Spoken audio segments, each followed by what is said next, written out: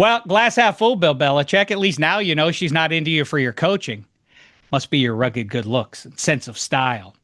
What we all knew before last weekend even kicked off, there are only really 4 or 5 teams with an actual chance of winning the national championship.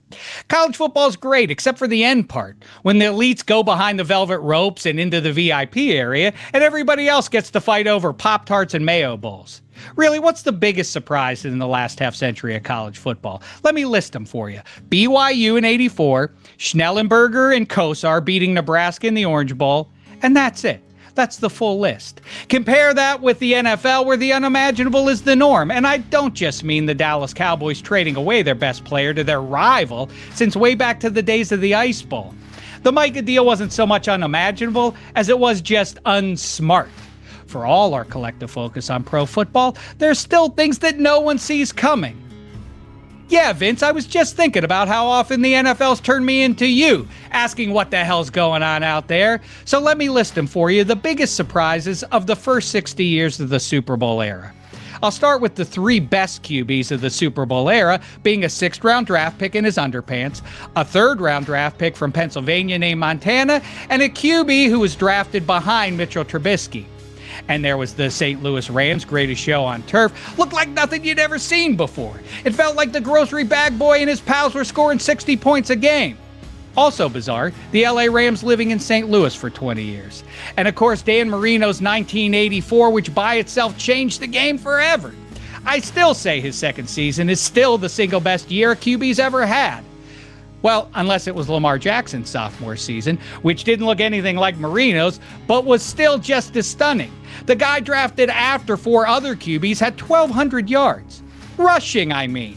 Even though all the experts said a running QB could never win in the NFL. Of course, it was also a surprise when the Titans upset the Ravens that year in the playoffs, but NFL playoff upsets do happen. Now ask yourself how many upsets there were in last year's college tournament. Of course, the OG of improbability is the Jets beating the Colts in Super Bowl III. Broadway Joe may have bedded down with half the women in Manhattan, but it was plumb unimaginable anyone from the AFL could ever get the first base with the Lombardi. Now, to be accurate, the trophy wasn't named the Lombardi till 1970, after Namath had won it. But then again, if the Cowboys had survived the Ice Bowl and then gone on to win the second Super Bowl, that trophy might now be called the Landry. Can you imagine that? Let's start the show.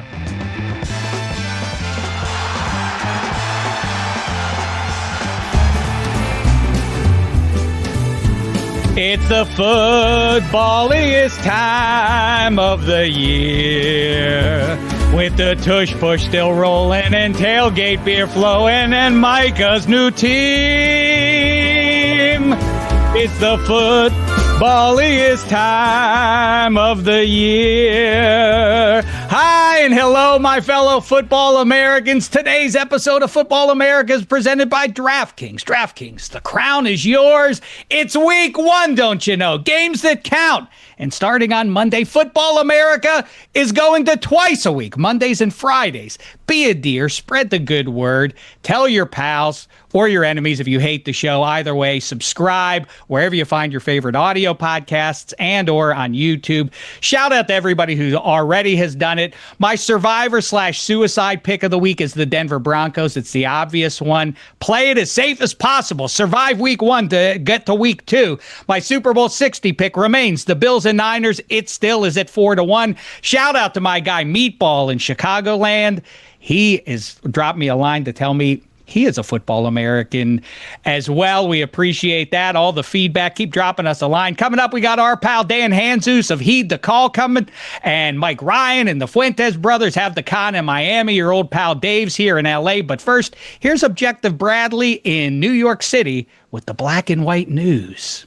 Thanks, Dave. Well, it's been a week at Football America. We broke news about Aaron Rodgers giving Pittsburgh hero Ryan Clark the cold shoulder, and we're still digesting the trade that sent Micah Parsons from the Dallas Cowboys to the Green Bay Packers. Since that day, a lot has happened, including news that Parsons may need an epidural to be ready for week 1. Check. An epidural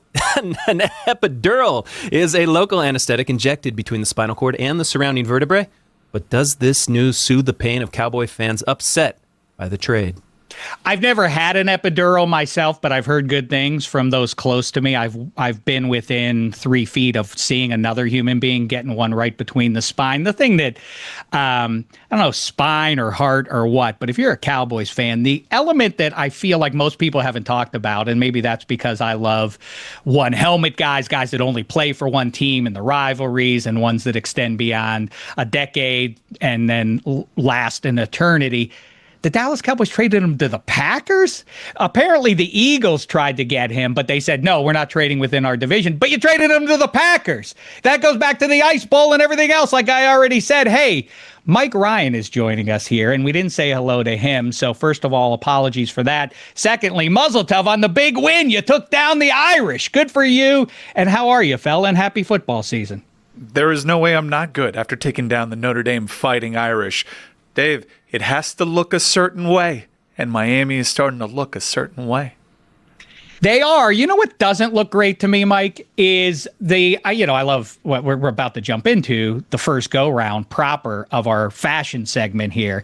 The one that's a little bit overrated, Notre Dame on the road, I don't think looks great. How say you? I like Notre Dame's look, especially Under Armour a couple years ago decided to do a hard lean into the gold, and it's like extra gold. And I actually think the elements out at Hard Rock Stadium really helped that look pop with all the water on the helmet. It made for a nice aesthetic. But I'm going to shock you with an opinion here, Dave.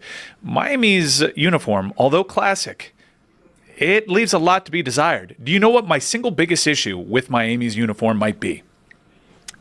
I mean, I hope it's not the iconic U. It is not at all the U. That is great. It is an iconic helmet, and that iconic helmet might actually be the root of the issue because Miami's piping is a disaster. None of it matches. The helmet stripe does not match the shoulder stripe. The shoulder stripe does not match the pants stripe. In fact, they have to go monochrome for the piping to work out, but that leaves a helmet stripe looking out of order. I would posit that Miami should alter the helmet stripe. And it's an iconic helmet, and most people would argue you can't touch that helmet. But what's iconic about the helmet is the U on the side. The piping is a disaster on Miami's uniforms. You mix and match, and it just leaves you looking really messy. So I think that they need to find a uniform look for these shoulder pipes and the leg pipes. Well, listen, I'm sure you got the ear of the higher ups at the U, and maybe they can make that change for us here as we launch into the righteous cause of fixing up what is wrong about uniforms. And yeah, the Colts suffer from the same thing. 2 stripes on the shoulders, 2 stripes on the pants. Monochromatic is nice, except single stripe on the helmet. It doesn't match the double stripes on the shoulders. Before we get into that, though, Bradley, continue with the black and white news if you have anything left, friend. Well, I do. Closer to home, our good man Shaq, that is you, unveiled the new Blute Fantasy Football League trophy and did not get kicked out of the famous Los Angeles League. Woohoo! I was sure I was on the chopping block. What's more, I introduced the new trophy. John Hamm 2 years ago, 3 years ago now kicked me out because I lost the league trophy. Who cares? Who needs a dumb trophy? That's what the money's for. But for those who do need a trophy, now they have a trophy. And John Hamm no-showed the draft. He's off shooting yet another fancy movie. So he wasn't there to receive the trophy that is now called the Hammy. It features him in his most famous role, wearing those 2 nipple rings, shirtless as the mean sheriff from Fargo. But yes, I was very happy to survive that. For those who don't know, what we do is every year, Cousin Sal cooked this up about 15, 20 years ago, that Survivor style, the champion at the draft gets to kick out someone of his choosing. I was sure it was going to be me. Thankfully, I was wrong, and I have a juggernaut once again, the Cool Cat spelled with 2 Ks. No thoughts? No anything? I got nothing. All right. Nothing. We'll fix it in post. All right. Now, listen, if that's his reaction, you know what? I think I've learned a valuable lesson here today. And this is not on Black and White Bradley. He gave me what is the objective reaction of anybody talking about someone else's fantasy league. It's like golf shots. No one gives a crap, man. Your fantasy is important to you, but everybody else's fantasy leagues make no difference. So let's move on and let's jump into it with Mike here. And like I say, We thought about it the last time he visited the show, and now we'll make it we'll make it into a full segment. We both love pro football and college football uniforms. We're going to do a fashion segment ongoing here. The first thing we have to do, though, Mike, is what should this be named? Yeah, that's a great question, because we have to try to tie in to fashion and the gridiron. But I'm really perplexed here as to what we should do, because how about fashion faux pas? Okay. It's a start. It's a thought. No bad ideas here. That's not. I like to crowdsource this one a little bit. That was a mediocre one. All right. Hey, Mike and Gino. Mike and Gino, if you want to do, you know what? We park our cars in the same garage. I think we should throw it out to the football Americans within the sound of our voice right now and drop us a line what you think the fashion segment should be called. I like that. And the first question here is, as we dip into college real quick, I'll look back at it. I contend that I love the San Francisco 49ers road uniforms. I think they are the best road uniforms in the NFL, but they take a back seat to the very best road uniform in all of football. That belongs to the Texas Longhorns. How say you? A great look. You don't have to necessarily worry about the piping getting all out of sorts. You don't even need a helmet stripe for this look. A great traditional look, but might be a little too plain Jane for some. Here's a look that I would throw out. But burnt orange is what makes it distinct. It's a unique color. No doubt. But how about a uniform that has a little bit more going on for it that can really pop depending on the opponent? You mentioned Notre Dame. I think one of the best looking games, especially if the Irish go with the green tops, is when they take on the USC Trojans. The Trojans road look is really beautiful. It's classic. I love that they have kept the gray face mask. That beautiful gold really pops. And the shoulder kind of like daggers that they have, a little modern edge to a really classic look. So they go for it a little bit. They could go the easy route and their colors would work and everybody would understand if they try to mail it in with a traditional look, but they've made those shoulder stripes seem really traditional when it's kind of modern. I dig the USC away look. Can I make an observation? Because you mentioned the U's uniforms. Now that I am sort of thinking it through here, over the last decade, all three of the powerhouse Florida teams have mediocre to bad uniforms. I think Miami's are fine. I would say they're mediocre. Miami's are fine. Florida State's, they have diminished on purpose for some reason over the last 15, 20 years. And Florida, I like the color scheme, but it doesn't come all the way together. They need to get back to the blue pants look there in Gainesville. How say you? I do like the script logo on Florida. I think that the blue over orange is quite a stunning look. So I don't necessarily mind Florida's uniforms for a team that I hate. FSU's logo, and I know we're entering dicey territory here, but for whatever reason, it looks like Elvis dying on a toilet. I don't know what they've done. They looked at I guess, like ESPN one day and gained inspiration from Mel Kiper Jr. screaming at us from the bowels of hell for some reason. I don't necessarily like what they've done, and their uniform used to be a lot better in the 90s when they started tweaking with it, as you mentioned. It was a downgrade. Now, Miami does get extra bonus points for having a green and orange color scheme that you don't see around. Everyone associates those two colors with the University of Miami. Their white over orange look is great. That's a great point. Nobody else does that, do they? No one else does that, and they own that look. So I think it naturally contrasts certain opponents. Like whenever Miami plays UNC, that baby blue popping with that beautiful bright orange, it just pops off the screen. I'm big into contrast, and Miami's uniform set often plays into. I don't like when they go away from the traditional white helmet.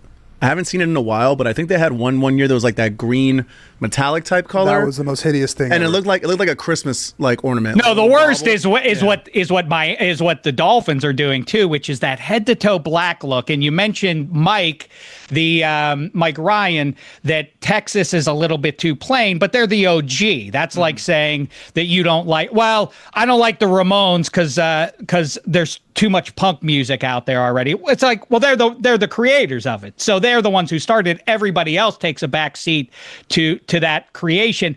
That's what plagues the NFL rivalries uniforms, is that 90% of them are all like, hey, look what we did to our uniforms. We slapped our team logo on an all black getup, and if it's not all black, it's all white. Not very creative. I don't understand naming it the rivalries set either, because if you're wearing these for rivalry games, shouldn't you do more to tap into your history? This would be a great time to tap into a throwback look or a mock throwback look, kind of like what the NHL did with reverse retros. Instead, they took this opportunity to really go crazy, and I don't necessarily like that. Also, here's another thing. The NFL should go back to throwback uniforms on Thanksgiving Day. I loved when they did that. Yes, throwback uniforms sell. And now I understand that people like to wear their throwback uniforms whenever they feel like it. But if you're really tapping into the history of the game and calling something a rivalry series, why are we taking such crazy shots with our look? Let's do something that's a little bit more throwbacky, like a reverse retro. And then if the Dolphins want to wear those crazy uniforms against, the LA Chargers, go nuts. There's not a lot of history behind that rivalry. I just don't get why they aren't tapping so much into the history for these games. Oh, it's a plague on college now, too. When the rivalry games arrive, that's when you got to wear the classics, not try some newfangled look. All right, listen, let's move off uniforms. Good first start, though. Drop us a line, Football Americans. Let us know what you think the Fashion Corner should be called going forward. Right now, though, I want to get you on some games. Week 1 is here, if you haven't heard, and I want to start it off here. That will be obviously a tent pole on the Friday show every week, or Thursday in this case, where we will tell you who is going to win all the NFL games upcoming on the weekend here. Let's pick the 3 games that maybe RFK Jr. would be excited about. And we'll start it off locally for you, Mike, and the Fuentes brothers. Let's take a look at Dolphins and Colts. How say you in this one? As you know, I've actually killed a dolphin before and strapped it to my car now. It's a rare occasion where I've also killed a colt and strapped it to the hood of my car. So my heart is really torn about who to pick here. I will actually pick the Miami Dolphins because I don't know if you've seen the recent mandates that the Florida Surgeon General actually came up with. But one team is more likely to get malaria, and that's the Miami Dolphins. And I'm actually siding with that because malaria gets a bad rap. Teach, there have been a lot of HHS secretaries over the years. I wish I could name even one of them here because that's what I do when I talk. But you do. You're right. You have sea creatures. You have octopuses. You have sharks. You have Look, there are a lot of sea creatures. But the Dolphins, the Miami Dolphins, have a good quarterback in Tua, even though he takes too many shots to the head. Back on the blitz. Dolphins win this one 30-21. Dolphins, the road dog here. I do like the Colts to win the AFC South, but I don't expect that they're going to win every game. Next up here, let's stay in the state of Florida. The Tampa Bay Buccaneers, a lot of high hopes for that team around America. I'm on the Atlanta Falcons winning the division. I was premature in 2024. Michael Penix comes through for me here. I say 33-31 in a shootout in the NFC South that gives a... By the way, I have to say again, why do we have to have divisional games in week 1? We've been lost. We've been out in the desert for 6 months without football. Beggars can't be choosers. We don't need filet mignon. We just need a cracker to get by. Don't play games that may end up deciding who wins a division. That's what we have here. Mike, how say you on this game? It's still Robert, and most people don't know that I actually am an expert in falconry, and in doing so, I lean Atlanta too. But Michael Penix is actually really good against the blitz, and Balls is going to test him. But ultimately, this comes down to no Tristan Wirfs, K-Dot banged up, Godwin not available. So ultimately, a tough divisional matchup early on. Too many injuries for Tampa. So I like the Falcons. Berman, go. You got John F. You got Robert F. You got look. There are a lot of Kennedys, but Robert Kennedy Jr. is the wackiest of them all. Back on the blitz and moving on now to the Titans. And Mike joined us, like I say, a few weeks ago, and he announced I don't know for the first time, but he is now going to be a Tennessee Titans backer because of Cam Ward. He's also now a Carson Beck fan, if you didn't pick up on that a couple of minutes ago. I'm going to start with you. I said that the Broncos are going to win this one. I think they're your survivor/suicide pick, the obvious one. Biggest spread of the week, 8.5 as we record right now. I can absolutely see Cam Ward doing something special and stunning the Broncos and all their high hopes and people picking them to go all the way to the Super Bowl or at least win the AFC West. That still does include Patrick Mahomes and Justin Herbert. So I got the Broncos not just winning but covering. I guess my jaw wouldn't be on the floor. Bobby Kennedy, how say you? One thing I try to avoid is picking the most picked game. And everyone is going to pick the Broncos here. But one thing that I want to tell you is I've seen Cam Ward do this down here in Miami. And the expectations aren't exactly lofty. So I think he's going to hang around that number. It's a big, juicy number. So while Denver may win, it's hard to win at my high. Hard. But I think Cam Ward finishes inside the number. A lot of weapons outside. Cheech, you got thoroughbreds. You got stallions, you got mustang. Look, there are a lot of different equines, but Broncos are pretty feisty, and they will be a factor in the AFC playoffs. Back on the blitz. You know what? Let's do one more for old time's sake. You're a Browns guy, and as we jump into it, the battle for Ohio, as I think the locals there like to call it. It's one of the best stories in pro football history. You see, the Cleveland Browns were founded by Paul Brown, and he builds them up into a real good pro football collective until Art Modell buys the team. And he says, hey, Paul Brown, you're out. And Paul Brown surely scoffs and says, what are you talking about, Art? The team's named after me. You can't fire me. He's like, well, I just did it. And so begins the great career of Art Modell as a pro football owner. So Paul Brown's next turn is, well, I'm going to move to Cincinnati and start a new football team. I'm going to make the uniforms look exactly like yours. Then Art Modell, decades later, moves those Cleveland Browns to Baltimore and then leaves the name behind. And now what plays in the city of Cleveland is called the Browns. But of course, the Browns have won 2 Super Bowls in Baltimore. I don't know what we should be calling Cleveland. We should be calling Baltimore as men of justice, the Baltimore Purples. I don't know. I don't know what to make of the Browns. Either way, Joe Burrow and company understand the struggles that they've had and how it has limited how far they go the last couple of years because of those early season stumbles. No such problem here against the bum Brownies. 35-28, Bengals win and cover in Cleveland. How say you, Mike? Divisional matchups, week 1 can be tight. Joe Burrow historically has struggled with the Cleveland Browns. We don't know what we're going to see from Al Golden's defense just yet.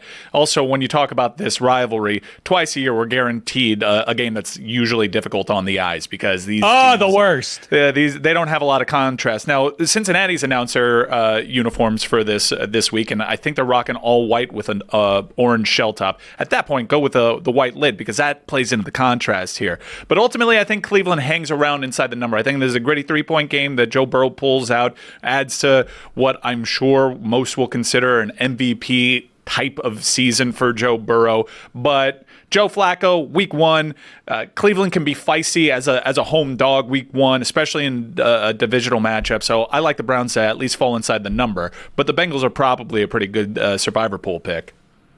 Yeah, that's a good one, except for the fact that they keep losing at the start of every season now. That's become a part of the Joe Burrow era there in Cincinnati. I think that they understand that at least as well as the rest of us do though, and they know, especially it being a division game, they do not want to come out of the gate like they have the last couple of years. Mike, you get out of the gate right now, but we appreciate the time, and we look forward to talking uniforms and beyond the next time with you and with your new pal, Bobby Kennedy. The pleasure was all mine, and the typhoid fever will be all yours.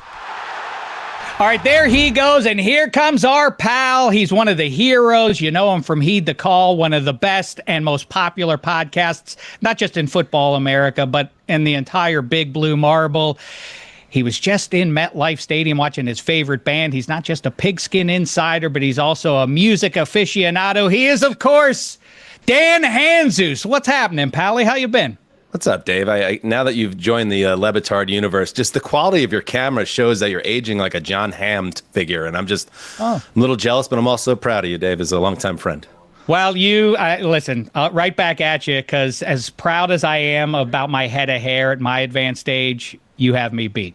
I give you the con in that regard. Okay, Steelers, Jets. The terrible cow is poised to strike.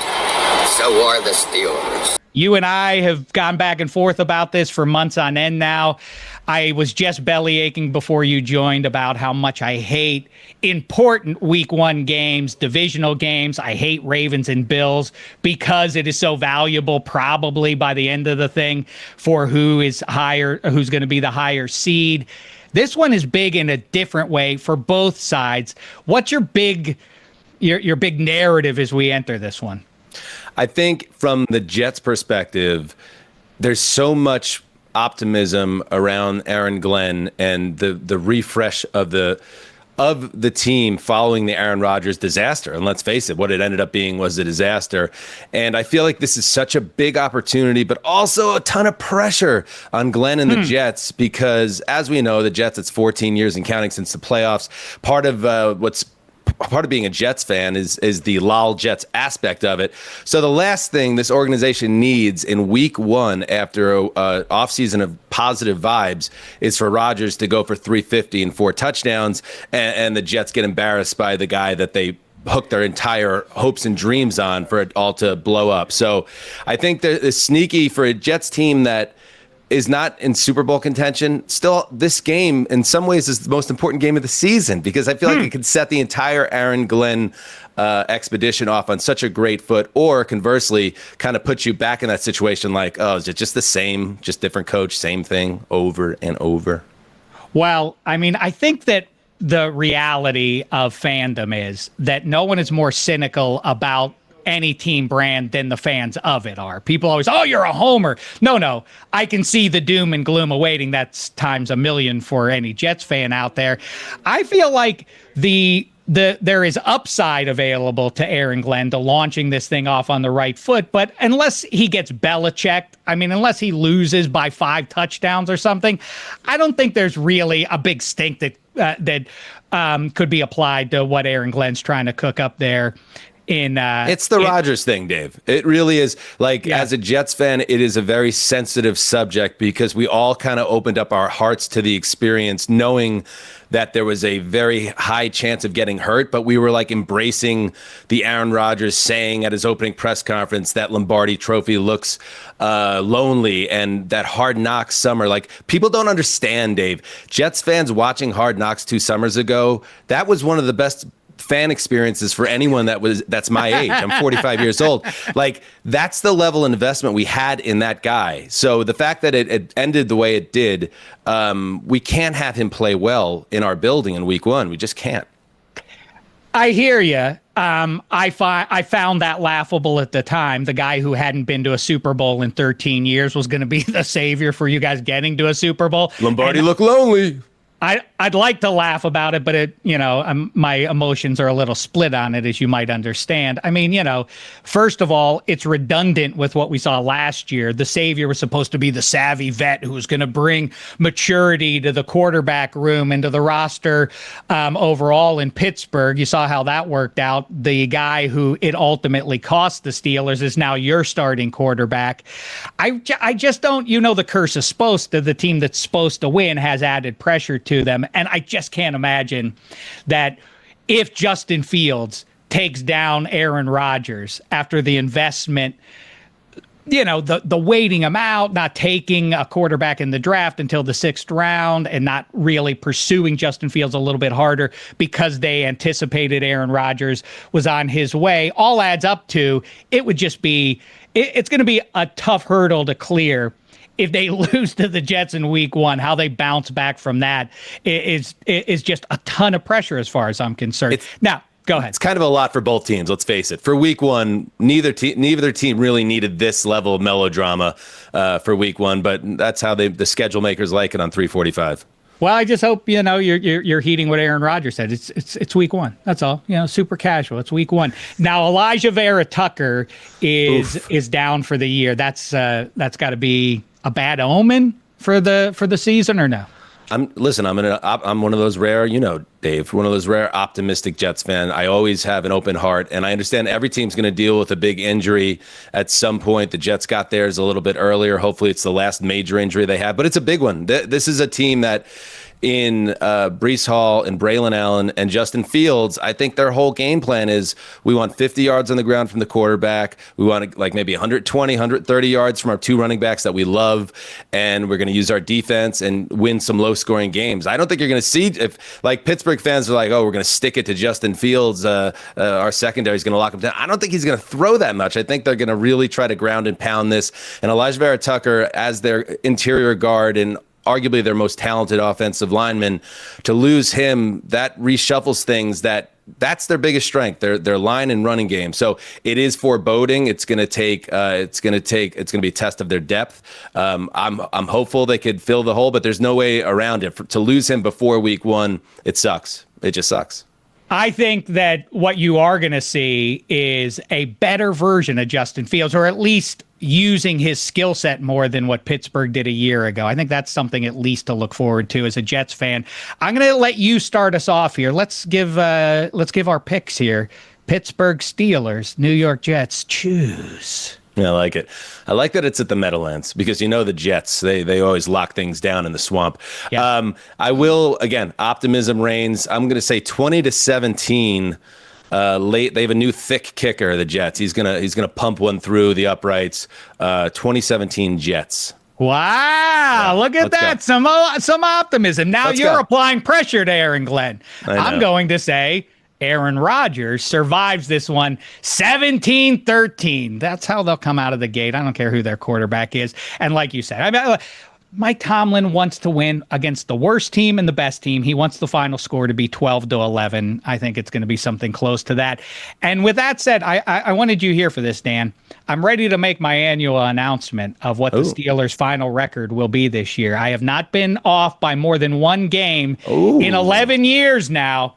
This is an honor. I feel like it's an honor that I'm on the segment where you make this announcement because you do have great history in this realm. Haven't been off by more than one game. Can't be a big homer if I'm that accurate for more than a decade. And in 2025, Aaron Rodgers and his new pals will finish 11-6. They're going to the playoffs. They're not going to win the division, and they'll fall on their face. And it's all underwhelming stuff for this Steelers fan that the goal is plainly to win a playoff game, not to go to a Super Bowl or otherwise.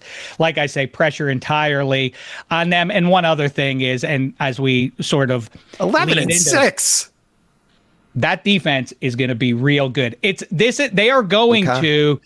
The battle is going to be how much can they marginalize the first ballot Hall of Famer Aaron Rodgers in game to game. The defense is going to be great. I think the offensive line is finally going to be a virtue. They have the runners behind him. Just don't try to do too much, Aaron. Turn around and hand the ball off. Conjure Peyton Manning in 2015. That's your motto. You're a better version of Peyton was then. Play that role, and I think the Steelers can actually make some hay here. Jackson Dart. Better win Sunday. Check. Yes. 5-time Pro Bowl wide receiver Amari Cooper to retire. Week 1 after Raiders reunion, this news just broke. The Las Vegas Raiders wide receiver Amari Cooper has informed the team that he no longer has the desire to play football and intends to retire per the NFL Network's Ian. So I'll have maybe 4 fewer catches than what he probably would have had.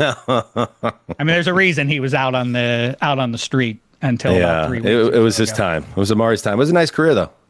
Now like I say, I want to hear about the MetLife experience you just had, but if the other inhabitant of that joint, Jackson Dart and his pals, is good, that's more bad news for Mike Tomlin this season. We'll see how that goes. But tell us while we have you here, let's keep you focused. New York City's own.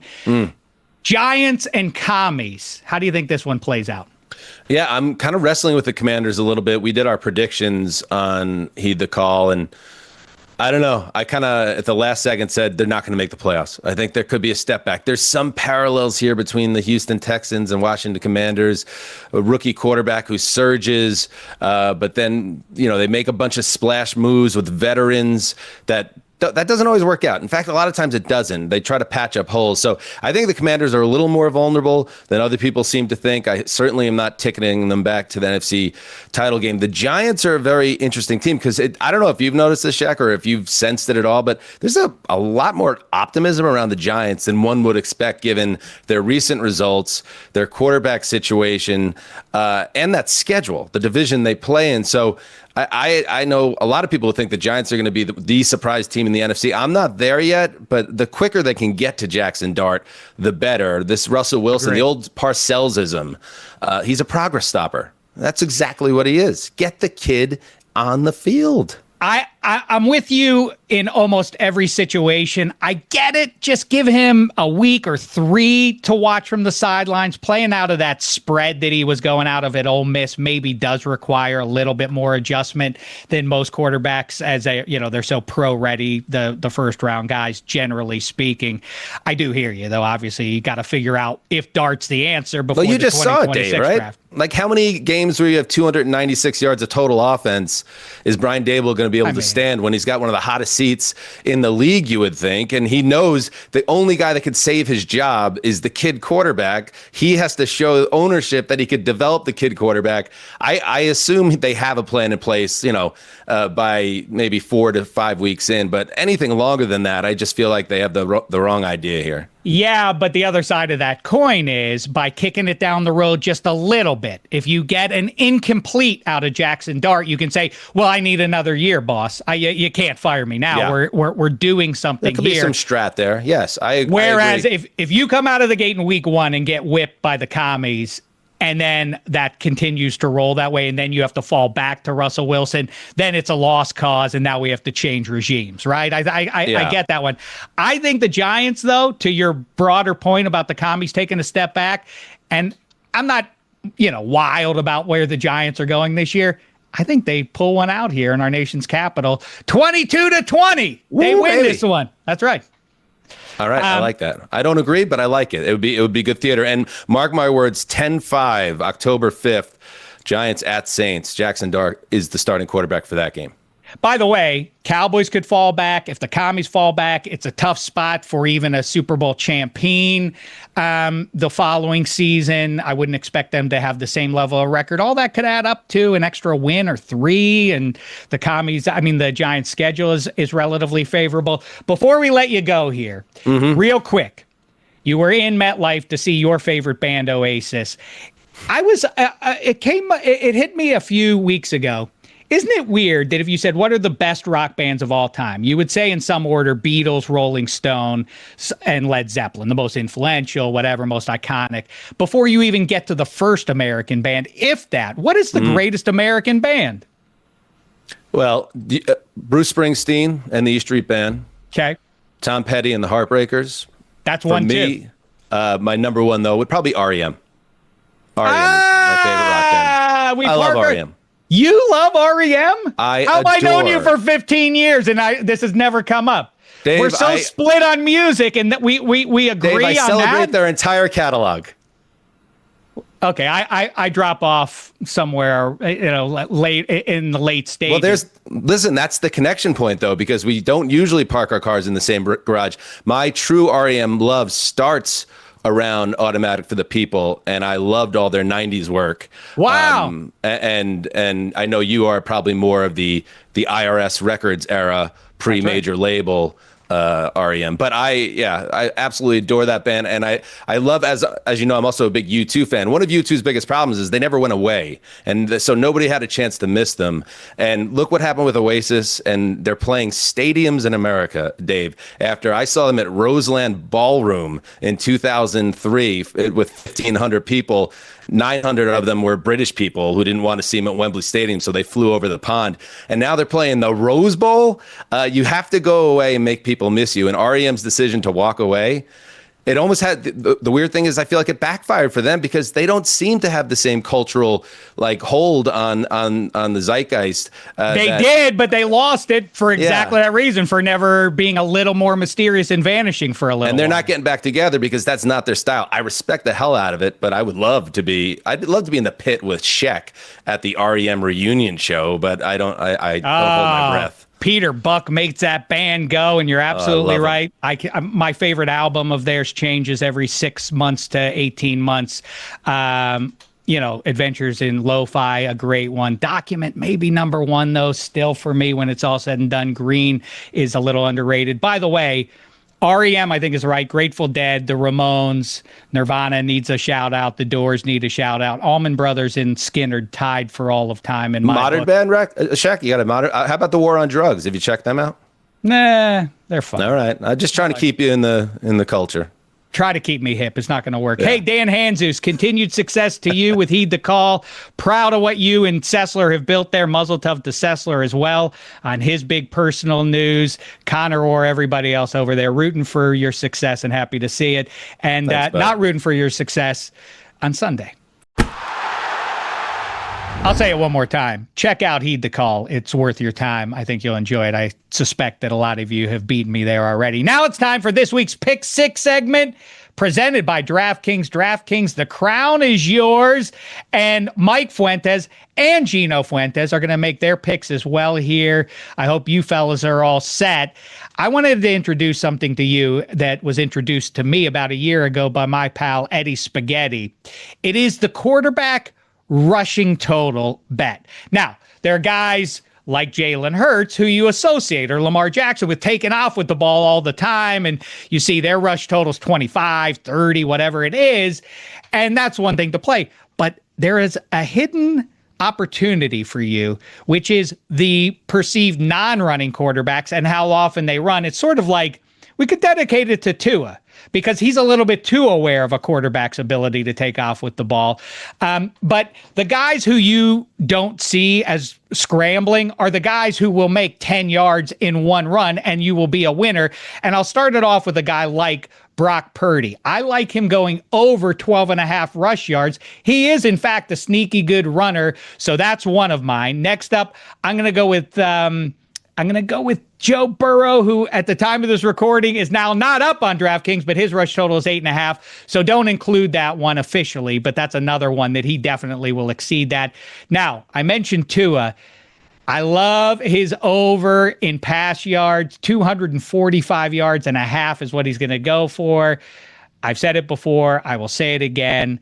The Miami Dolphins 2025 may be an incomplete team. They may not wind up in the playoffs, but that offense, the way people have slept on it, because I get it, Tua goes to sleep on the field too many times, but also it is wildly productive. Just remember what it was 2 years ago. I think it's going to look something like that when they take the field this season, and it's going to be a mighty one to overcome. They're going to be in a lot of shootouts this year.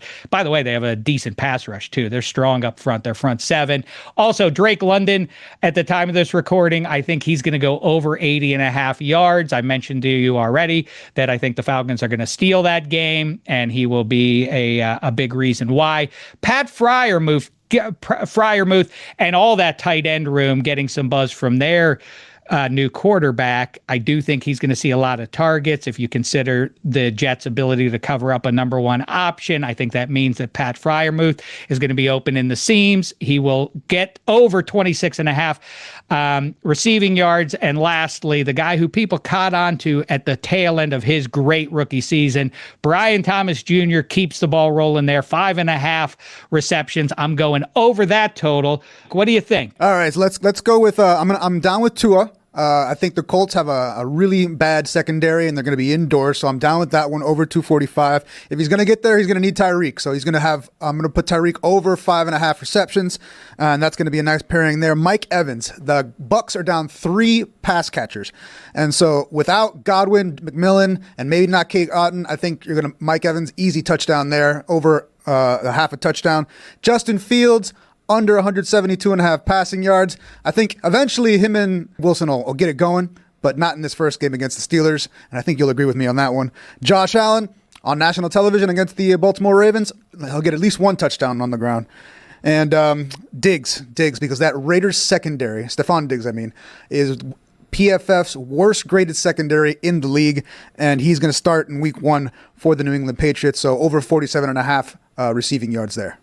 I don't expect Stephon Diggs to be relevant 17 weeks. If you're going to get him and see him be productive, I think it probably would be sooner rather than later. So I don't dislike that one. Is Mike going to throw some at us here? Oh, I am. This is probably the most love that this show all year will give Tua Tagovailoa because I too have him going over. Wow! Out of all the options there on the pick 6 yards, yeah, because it's like Gino said, they have a weak secondary.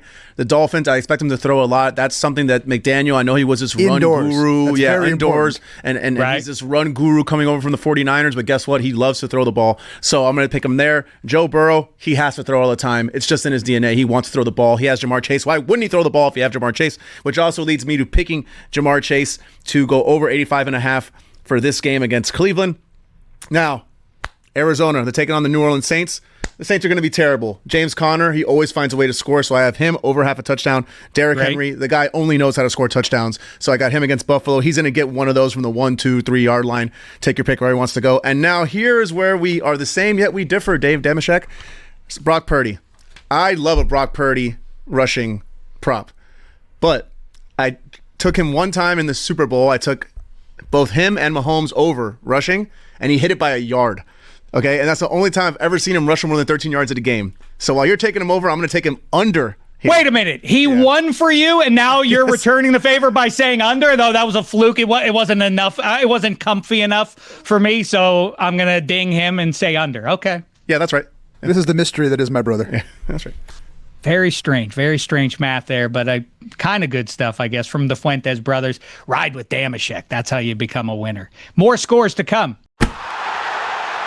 Okay, so now we're mostly through all the final scores of week 1, or maybe about halfway. We've got to complete the deal, though, so let's get it over to Dave Damashek, who's standing by in the near future, specifically next Tuesday to tell us, spoiler alert, he is going to ruin week 1 for you by telling you all the rest of the final scores. Take it away, Dave. Thanks, Dave. Love the show. Handsome devil, that host there. Like you say, spoiler alert, turn away. Week 1's about to get ruined here, and we'll start it off with the Packers hosting the Lions. Micah Parsons' first game wearing the number 1. I hate the week 1 divisional games, but what's done is done. It's going to happen, and the Packers are going to get it 30-26. Jordan Love, 320 yards passing, 2 touchdowns. Staying in the North, showdown of 2 sophomore QBs and the debut of Ben Johnson in Chicago.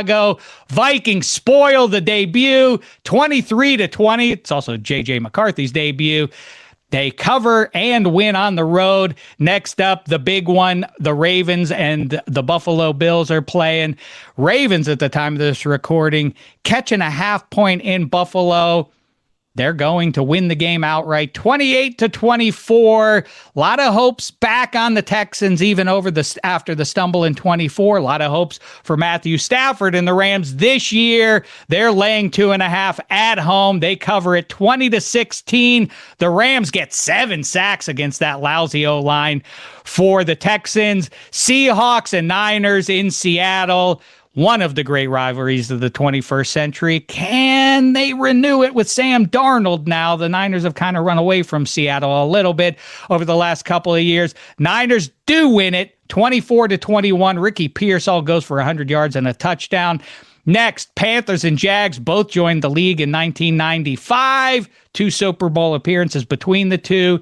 Trevor Lawrence probably has the edge this year if either were to reach the Super Bowl. I think the Jags are going to get off on the right foot and cover 26-22. Patriots and Raiders getting it on. Tuck Bowl game renewal. Drake May. Some enthusiasm there, a lot of optimism where the Raiders are concerned. I think it's better placed on the red, white, and blue team in Foxborough. Patriots get it 23-18. They cover the 3 points they're laying. Told you the Falcons are going to win their game. Saints are not going to be good. I think the Cardinals are a playoff team, but they will barely survive this one. 26-24. That means the Saints are the right play for you. And on Friday night, Chargers and Chiefs. I'm doing it. I told you the Chargers are going to win that division. I'm going to stand by them for now. 24-23, and thus ends this trip into the near future. And fellas, I don't know how much time we have left here, but last things first, let's give everybody our picks on America's alleged team against the defending world champions. Mike, I start with you. Ooh, tough game. I feel like morale in Dallas going to be a little down after Micah got traded away, and you're taking on the Super Bowl champion. I don't know. Just Eagles are such a complete team. Dallas, you don't really know what to expect from them. You know their defense isn't going to be great. You know their running game isn't going to be great, so they're going to be leaning on Dak a lot. It's just tough to see them overcoming this one. I'm going to take Philadelphia by 2 scores, I think. 2 scores, so not even a fun game. Yeah. The history since they have played this kickoff game, the home team, usually pretty good because they're the defending Super Bowl champs. They tend to win this game. Of late, though, the road team has gone in there and pulled the upset off a couple of times, like I say, in the last half decade. Gino, how say you? Well, I think it's going to be a little closer than Mike says. I think it'll be close at halftime, maybe even tied at halftime. But I think in the second half, once Philly finds a way to get around Dallas's defense, I think Dallas is actually going to be a little successful stopping the run with Kenny Clark sitting there in the middle clogging things up. But then in the second half, Jalen Hurts will start throwing the ball, and they don't have anything for that either. So I think the Eagles will win, but it'll take them a little while to get going. What I like here is going over the total on this one. Dak Prescott and his pals, and that includes the new George Pickens. I mean, CeeDee Lamb and George Pickens, and don't sleep on Jake Ferguson either. That should be a tough to handle pass attack all season long. And I don't think the defense is going to be up to snuff all year long. That means a lot of high point totals. If you got Dak and company on your fantasy team, you probably did well, or at least I'm predicting you did well. I am going to take the Eagles by 9 to win, so they will win and cover that game. And that's that. That's a wrap on the Week 1 episode. We will be back, like I said earlier. We are going to start on Monday our twice weekly run here. We will be covering what you just saw in Week 1, starting to get right for Week 2. And then Week 2, like we just did here, will be devoted to picking all the games and spoiling them for you. Bradley, final thoughts. Eagles 41, Cowboys 7. Hey, I hope your team wins, unless they're playing my team. And I hope all the teams go to the Super Bowl this year. With that wish being made now, up to the football gods. Thanks so much, football Americans. It's been a thin slice of heaven. Talk to you on Monday.